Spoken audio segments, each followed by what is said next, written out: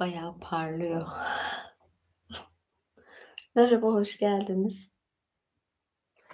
Ay, çok parlıyor.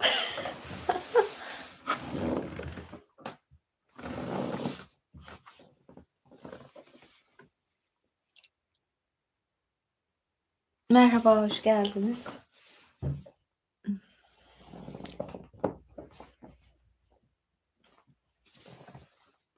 Oh, good night to Brazil.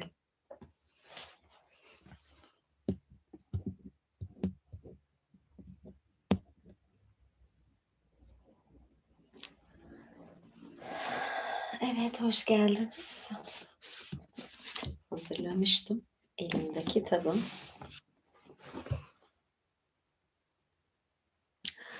Bu yabancı bir marka çoraptır. Simli, İtalyan bir marka. Ya ben bayıldım çoraba. Aşık oldum yani resmen. Böyle. Bir de değişik tasarım çorapları seviyorum aslında. Öyle güzel çoraplar tasarlayabilirim ki kafamda bir hatta, koleksiyon dahi var. Yani, böyle istiyorum aslında Caroline Fişekçi koleksiyonu olsun ya da Caroline koleksiyonu olsun çorap konusunda.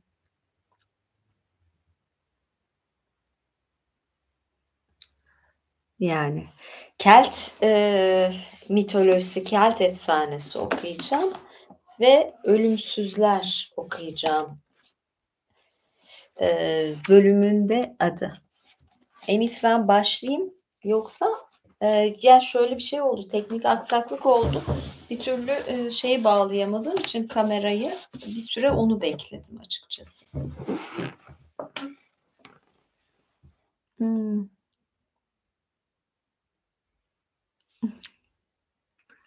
Evet, başlıyorum. Ölümsüzler.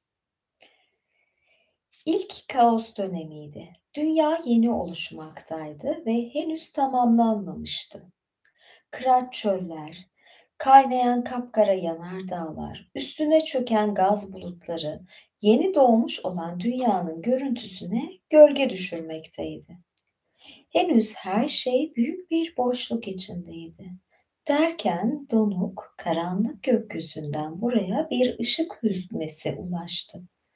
Önce bir damla, sonra bir daha, bir daha ve sonunda dünyanın üzerine güçlü bir ışık yansıdı. Cennetteki kutsal sular aşağıya aktı ve kıraç toprağı serinletti.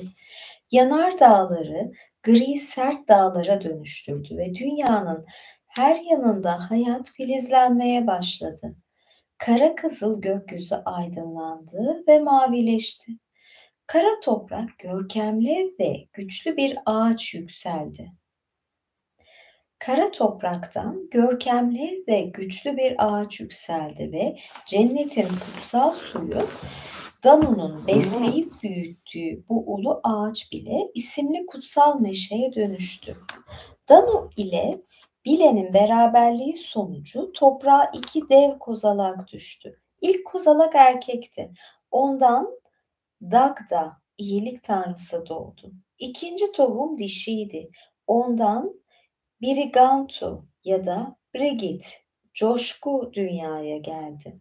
Ve Dagda ve Bridget ya da Brigit hayretle bakıştılar. Çünkü onların görevi kaosu düzene sokmak ve dünyaya ana tanrıçanın kutsal suyu ile hayat verdiği insanları sunmaktı. Böylece Dagda ve Bridget dünyanın Danu'nun kutsal suları ile kaplanıp hareketlenmiş olarak doğudaki uzak denize doğru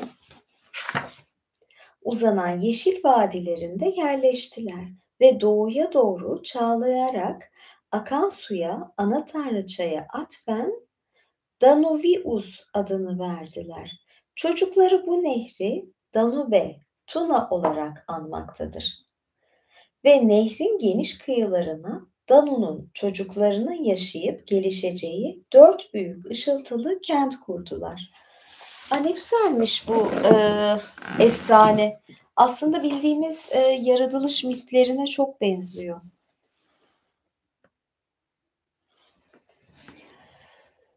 Bu 4 kentin ismi Felias, Gorias, Finias ve Murias idi. Dag da onların babası oldu. Dolayısıyla insanlık ona tanrıların babası adını verdi ve Brigid, Yüce Danu ve Kutsal Meşe Bile'den öğrendiklerini özümseyerek akıllı ve coşkulu oldu. Ona sağlığın, sanatın ve şiirin anası denildi ve gerçekten de her alanda bilge idi. Çocuklarına gerçek bilgilerin ancak Danu'nun ve ana tanrıçanın dizlerinin dibinde edinilebileceğini, bu yüzden de ancak su kenarında ulaşılabileceğini öğretti. Bu bilgileri edinenler aynı zamanda kutsal meşe Bile'ye saygı duydular. Onun kutsal adını almaya izinleri olmadığından meşeye Drano Draoi ismini verdiler ve bilgi sahibi olanlara, yani meşe Duru bilgisini, yani meşe Duru demek, bilgi ise Vit demek, ulaşanlara Druid dediler. Çok güzelmiş bunlar. Zaten meşe ağacının böyle bir, kutsal şeyi vardır, Druidlerde de. Demek ki bu köken buradan geliyormuş. Bunu öğrenmiş olduk. Merlin de Druid'dir mesela. Dört büyük kent gelişip büyürken Danu'nun çocukları da giderek daha fazla bilgi sahibi oldu. Felias'ta Lilafeil ya da Kader Taşı adını verdikleri bir taş diktiler. Dürüst bir yönetici üzerine bastığında bu taş bir sevinç çığlığı atıyordu. Asil doğalı Urias'ın yaşadığı Gorias'ta tanrıların oluşmasından önce yapılmış intikamcı denilen görkemli bir kılıç vardı. Urias'ın bu kılıcı armağan ettiği Luh Lamfada tanrılar arasında en ünlü savaşçı oldu. Phineas da Kırmızı Cirit adını verdikleri sihirli mızrak atıldığında düşmanı gizlendiği yerde bulup onu saplıyordu. Murias'taki bereketli kazan ise Dagda bütün milleti doyurduktan sonra bile boşalmıyordu. Danu'nun çocukları çağlar boyunca bu güzelim kentlerde büyüyüp geliştiler. Derken bir gün tanrıların babası Dagda ve coşkulu Birgit çocuklarını yanlarına çağırdı. Burada yeterince oyalandınız dediler. Yeryüzünün insanlara ve onların erdemli, nitelikli bir hayat sürecek biçimde eğitilmelerini sağlamak için sizin bilgeliğinize ihtiyacı var. Anneniz Danu sizin parlak güneşin her akşam battığı yere gitmenizi istiyor. Dakta'nın en güzel, en gözde oğlu Noa neden oraya gitmemiz gerekiyor diye sordu. Brigit, çünkü çünkü bu sizin kaderiniz diye yanıtladı. Ve sen Noa'da erkek ve kız kardeşlerinle onların çocuklarına yol göstereceksin. Gideceğiniz yerin adı Inisfail, Inisfail ya da öyle de okuyabiliriz. Kader adası olacak. Görevinizi tamamlayıncaya kadar orada kalacaksınız. Dakta'nın Ogma isimli diğer bir oğlu, eğer kaderimiz böyleyse gideriz dedi. Ogma, Dakta'nın çocuklarının en yakışıklısıydı.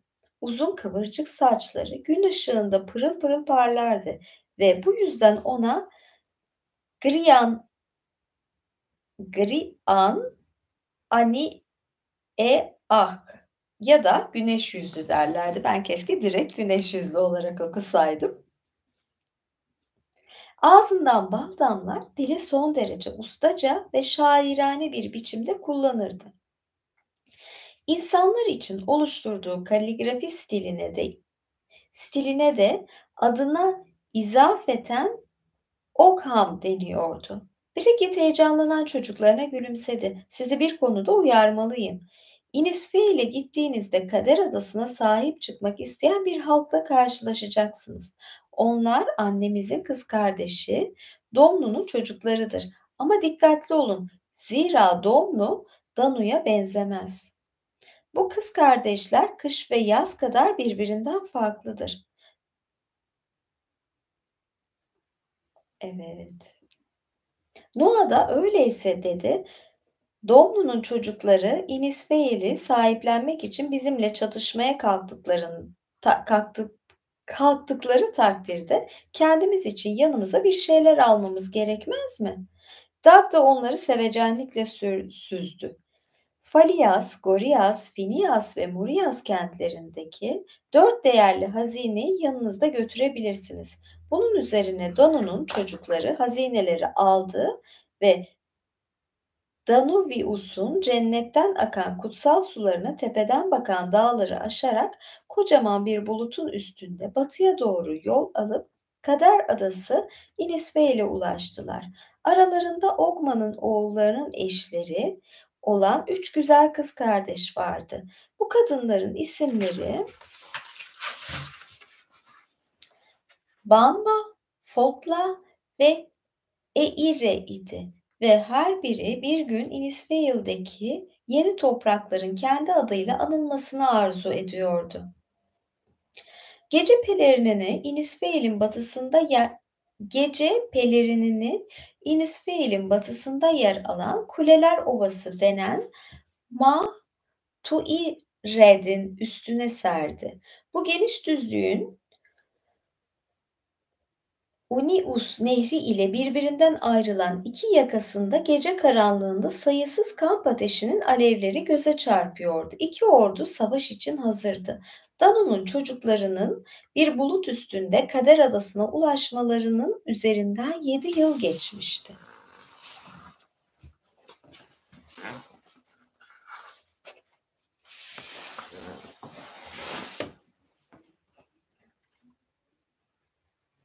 Evet.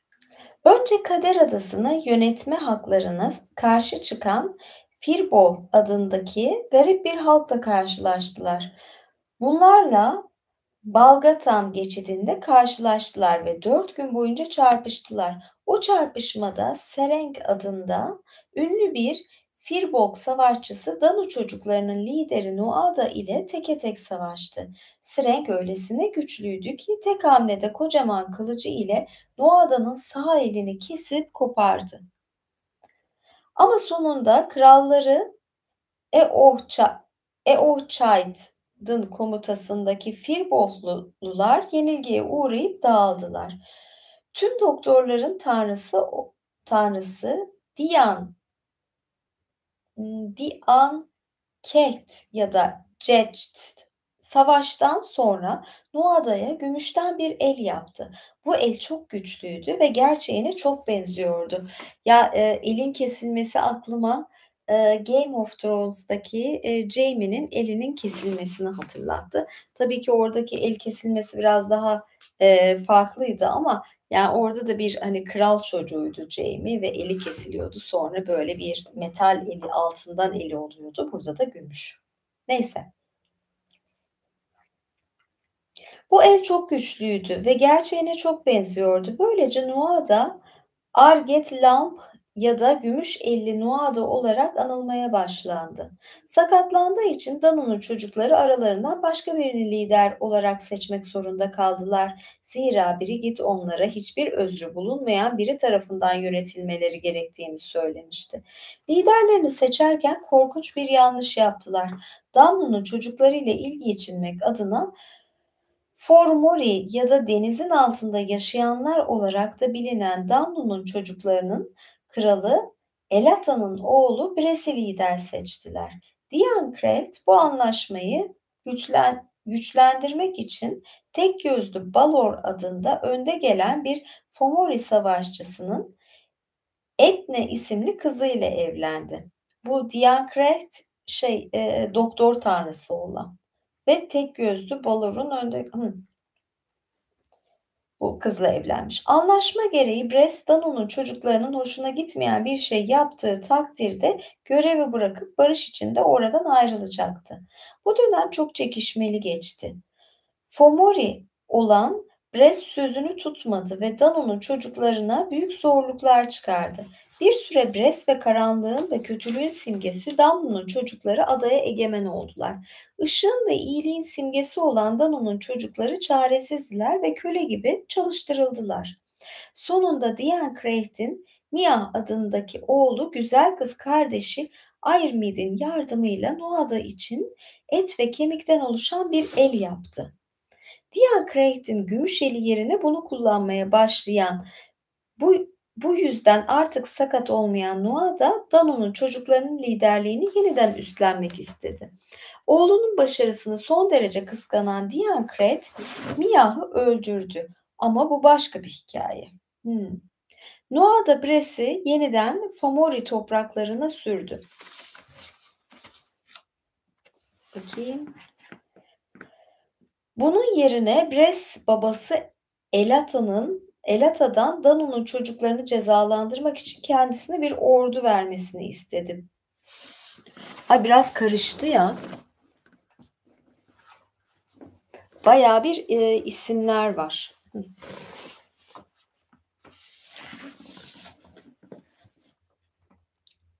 Böylece eski dikili taşların gökyüzüne yükseldiği Mahtiret ya da Kuleler Düzlüğü'nde Samhain Şölen Gecesi'nde, Samhain Cadılar Bayramı 31 Ekim, büyük ihtimalle burası İngiltere'deki meşhur adı neydi? Stonehenge'tir tahminim. Stonehenge'tir ve orada zaten Samhain'de şeyler yapılıyor Cadılar Bayramı'nda. Evet, Kuleler Düzlüğü Samhain Şölen Gecesi'nde Domnu'nun çocukları ile savaş alanında karşı karşıya geldi.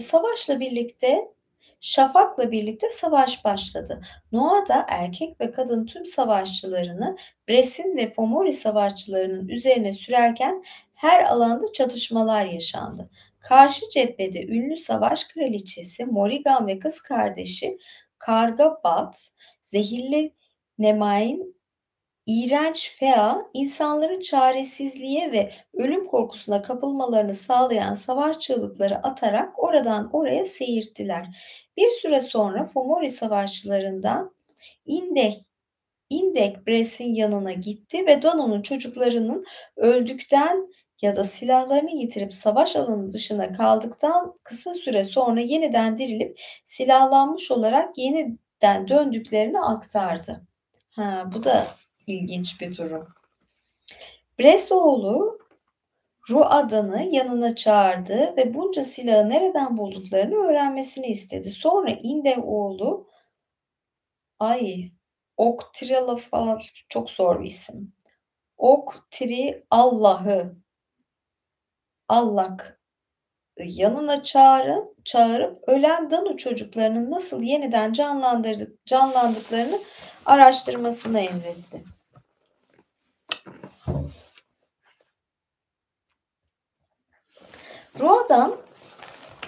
Ruadan Danu'nun çocuklarının kılığına bürünüp savaşçılarının arasından dolandı ve Kuleler Düzlüğü'nün bir köşesinde dökümhane kurmuş olan demirciler tanrısı Goip-Niu'yla karşılaştı. Goip-Niu'nun yanında marangozlar tanrısı Luhtein ile tunç işleyenlerin tanrısı Kredne vardı. Kırılan her silah Goip-Niu'ya veriliyor ve demirciler tanrısı çekiciyle namluya 3 kez vurarak onu düzeltiyordu. Lukten silahın ahşap kısmına baltasıyla 3 darbe indirerek onarıyordu. Sonra Kredne tunç çivilerle gövde ve namluyu birbirine mıhlıyordu.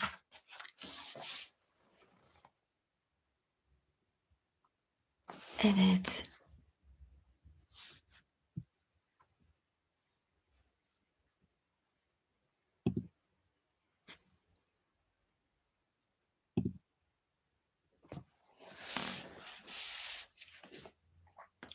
Ruadan geri dönüp babasına gördüklerini anlattı. Öfkeye kapılıp Brest oğluna Goip-Niu'yu öldürmesine emretti.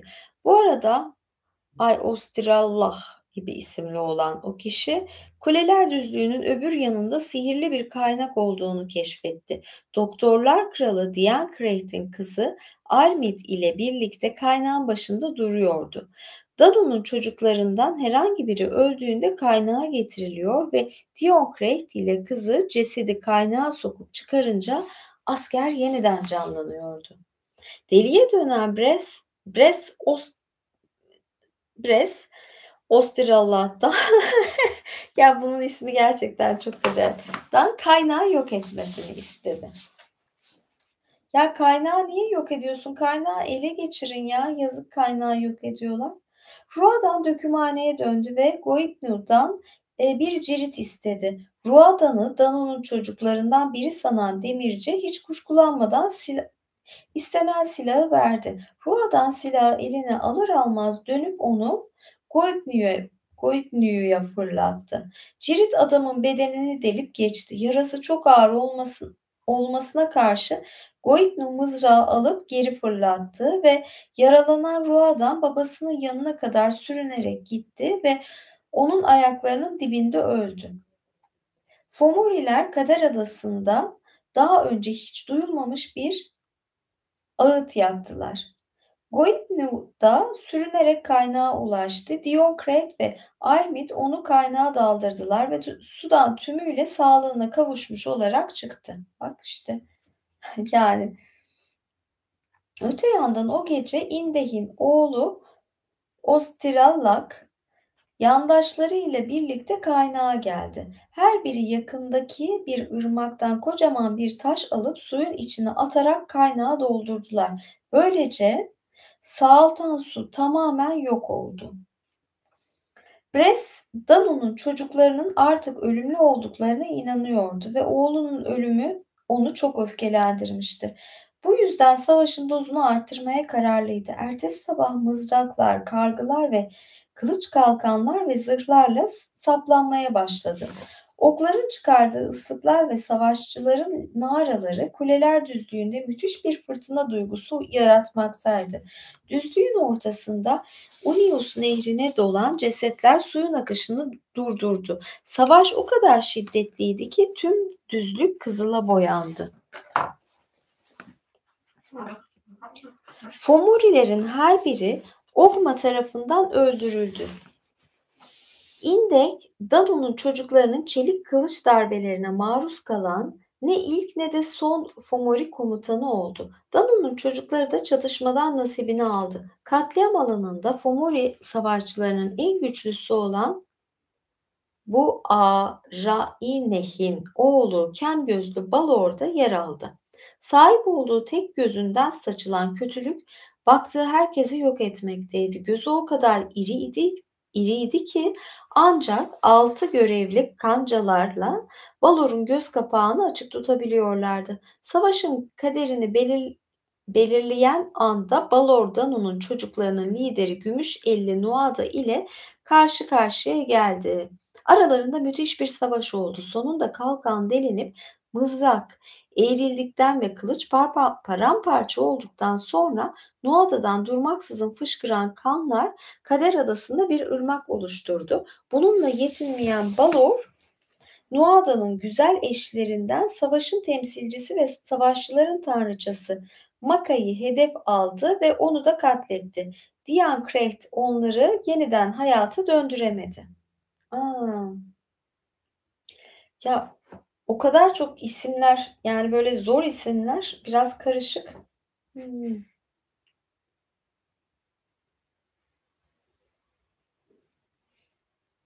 Ya şimdi şey de öldü mü yani Gümüşelli? Neyse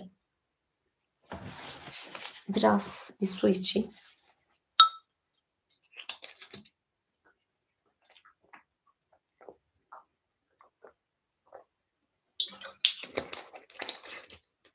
Kibar kibar bardaktan içeceğimi cam şişe hesabı yapıyorum. Danu'nun çocukları liderlerin ölümü üzerine durakladılar ve korkuya kapıldılar. Bunun üzerine Luh Lamfada uzun kollu Luh savaş alanında belirdi. Luh konuşma tanrısı Siante'nin oğlu olan ya da Kayinte'nin Cainte yazılıyor. Oğlu olan ve adı dayanıklı anlamına gelen Sia'nın oğluydu. Cihan yazılıyor. Danu'nun çocuklarının meclisi onun savaş alanına girmesini yasaklamışlardı. Zira Lu aralarında en akıllı ve bilgili olanıydı ve insanlığa hizmet etmekle yükümlüydü. Lu o kadar akıllıydı ki Noah da Danu'nun çocuklarını eğitmesi için onun 13 gün boyunca grubun lideri olmasına izin vermişti. Bu nedenle Danu'nun çocukları onu güvence altında tutmak için 9 savaşçının gözetiminde hapse atmışlardı. Ama Nuada'nın öldürüldüğünü duyunca Lu hapisten kaçtı ve gardiyanları saf dışı bırakarak savaş arabasına atlayıp hızla Kuleler Düzlüğü'ndeki kardeşlerinin yanına gitti. Ya bu hikayeler çokça Yüzüklerin Efendisi'ni falan ne kadar çağrıştırıyor değil mi? Az kaldı. Savaşçılar ile muzaffer bir eda ile dikilen Brest batıdan yükselmekte olan kocaman bir aydınlığı fark etti. Kafasını kaşıyarak "Güneş bugün batıdan mı doğuyor?" diye sordu. Tir tir titreyen Fomori şamanlarından biri Brest'e yaklaştı ve "Bu güneş değil yüce Brest" dedi. "Bu Lu Lamfada'nın yüzünden yansıyan ışık." Yalnız buradaki kalıp da ilginç. Güneşin batıdan doğması. Yani bunu zaten şeydir. Kıyamet alameti olarak biliriz ya. Güneş batıdan doğduğu zaman zaten bitecek her şey diye. Luh silahlarını çekmiş olarak savaş arabasını Danu'nun çocuklarının arasından geçirdi ve saflarını sıklaştırılmış olan Fomori savaşçılarının üzerine sürdü. "Balor nerede?" diye haykırdı. "Büyük savaşçı olduğunu iddia eden çıksın ortaya ve gerçeğin ne olduğunu öğrensin." Fomori safları aralandı ve devasa bir tahtta oturan Balor göründü. Güçlü, tek gözü kapalıydı. Güçlü tek gözü kapalıydı. Luh yeniden meydan okudu. Bu kez Balor onun sesini duydu ve hizmetkarlarına "Göz kapağımı kaldırın da şu geveze küçük adama bir bakayım" dedi. Hizmetkarlar kancaları ile Balor'un göz kapağını kaldırmaya başladılar. Ellerinden geldiğince uzakta durmaya çalışıyorlardı. Zira o gözün değdiği kişi derhal can veriyordu. Luh'un elinde bir sapan vardı. Buna kan ile dalgalı Armorion denizinin kumundan karılmış bir tahtlum yerleştirilmişti.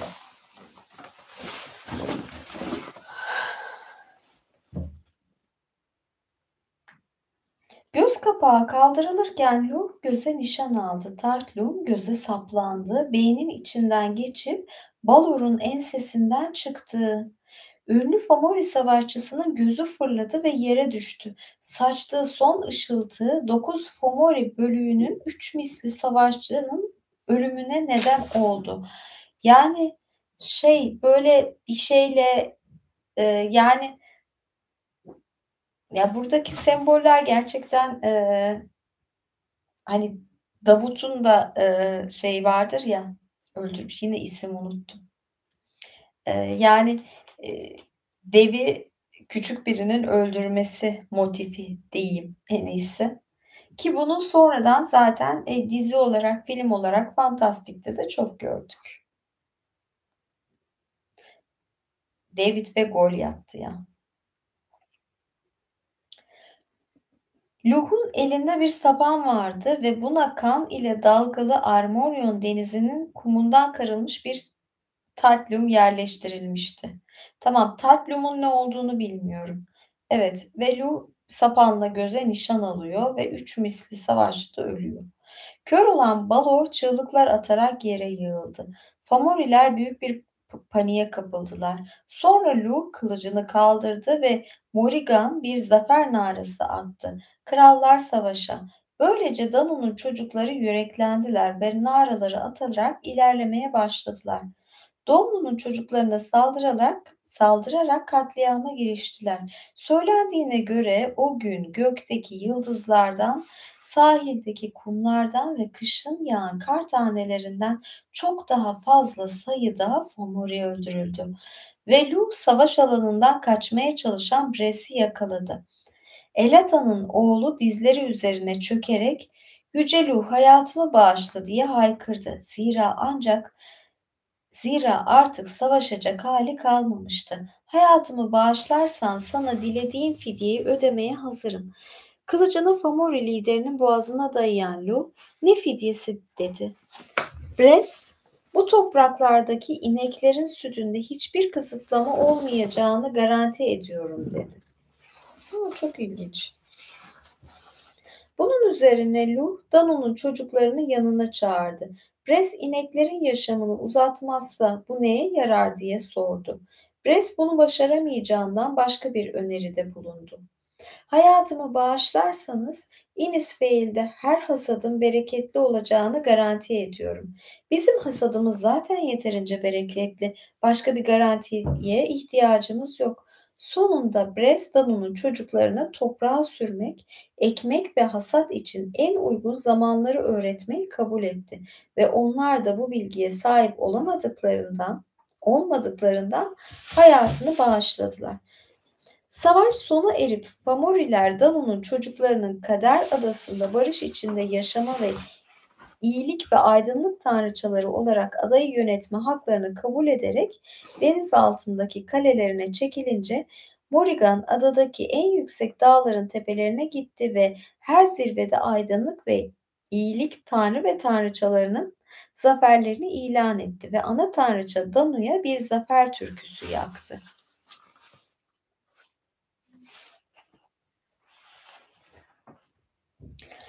Barış gökyüzüne yükseliyor, kutsal sular yeryüzüne iniyor ve hayatımızı bereketlendiriyor. Yeryüzü gökyüzünün altında yatmakta ve bizler yeryüzü insanlarıyız ve herkes güçlü.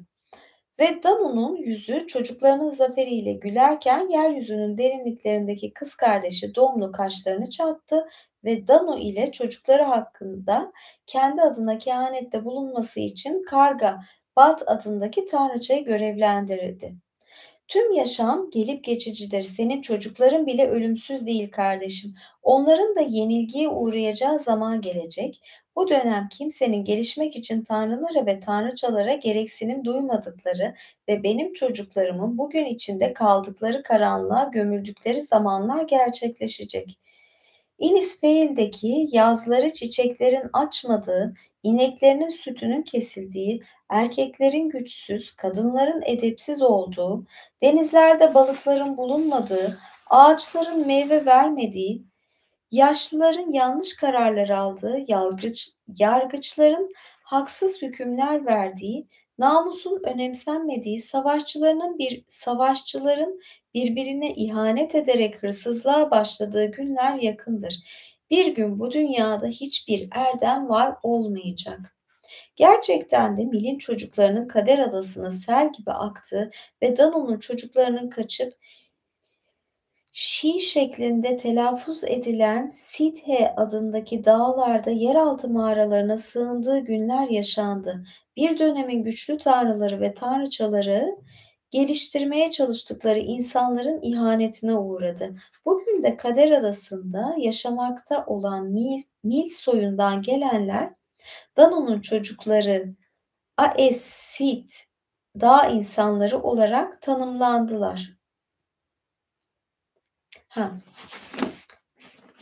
Bugün de Kader Adası'nda yaşamakta olan Nil soyundan gelenler Danu'nun çocuklarını Aes-Sit dağ insanları olarak tanımladılar ve Mil dilini Mil dini unutulup daire dilinin yerini a Mil dini unutulup da daire dilinin yerini Haç dini aldığında insanlar Aes-Sideleri cin olarak algıladılar. Tanrıların en yücesi kuleler düzlüğündeki savaşın galibi, tüm bilgilerin, sanatkarların ve zanaatkarların tanrısı Luh-Lamp-Fada'nın adı bugün de bilinmektedir. Öte yandan bu büyük savaşçı ve bilge tanrı tanrının anısı gitgide zayıflarken artık sadece Luh Kuromay'ın Side'nin küçük kambur cücesi olarak bilinmekte, zanaatkar bir cin olarak algılanmakta, hatta yüceltildiği dil bile algılamakta. Hatta yüceltildiği dil bile yok oldu ve Danu'nun çocuklarının ulu tanrısından geriye kalan sadece Luh Kromayn adı kaldı. Yani cüce cin. Biraz ağzım yoruldu. Ama oldukça ilginçti. Yani ben bu, Kelt mitolojilerinin bu başlangıcını bilmiyordum. Yani Druid'in tam anlamı, bu böyle ayakkabıcı cinler falan denir ya, yani buna küçülmüş. Aslında bunlar, atalarıymış ama sonradan böyle şey olmuşlar insanların arasında. Biraz elflerin hikâyesini hatırlatıyor aslında. Yani Yüzüklerin Efendisi o kadar çok etkilenmiş ki Kelt mitolojilerinden çok net olarak gördüm bunu. Şunu.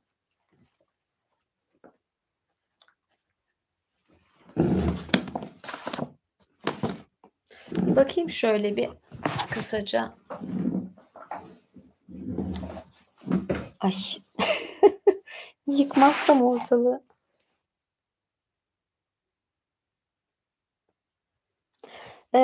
Kral Üyelere yayın olacak bugün birazdan.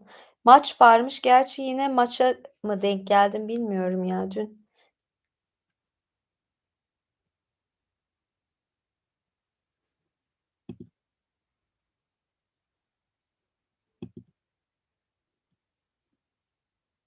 Yani iyi. O zaman, tamam. Ben birazdan, üyeleri özel yayına geçiyorum. Kral üyelere. Sözüm vardı çünkü. Evet. Dediğim gibi çenemi dinlendiriyorum. Ya, açıkçası benim çok hoşuma gitti bu. Yani tam kökenini anlatıyor Kelt masallarının ve yani görüyorsun aslında Yüzüklerin Efendisi'ni nereden yani Yüzüklerin Efendisi'nin, hani, kökeni, şeylerin kökeni, neydi adı? Hımm. Yani Game of Thrones'ta falan da çok fazla öge kullanılmış. Büyük ihtimalle George Martin bayağı faydalanmış. Evet.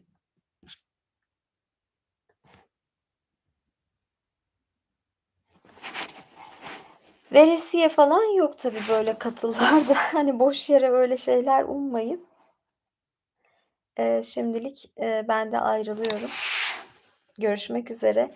Ha, şunları söyleyeceğim ya, pardon, unutmadan. Eee, Beni takip eden, yurt dışından takip eden kişiler, özellikle gurbetçiler, eee, katılamıyordu. Ya sorun çıkıyordu ya da, yani, ülkelerinden katılamıyorlardı ya da fazla geliyordu. Ben katıldaki yayınları Patreon hesabımdan paylaşacağım. Ya, orada da aylık üyelikler olur. Belki şeylik, tek tek video alma da yapabilirim daha sonra için. Ama, yani, Patreon'a bakacağım, yani, şey gelmesine göre de bir bakayım nasıl oluyor. Oraya koyacağım. Ama bu, yani, şey değil, mesela YouTube'da bakıyorsun, hani, YouTube'dan daha ucuz değil. Sadece yurt dışında çok pahalı geliyordu ya da üye olamıyorlardı. YouTube yayınlarının orada bir tekrarı kaydı olacak, katıl yayınlarının. Bunu bildireyim. Patreon hesabımı da paylaştım. Yine bu videonun altında yorum olarak da tekrar paylaşırım. Şimdi diğer yayına geçmem lazım. Görüşürüz.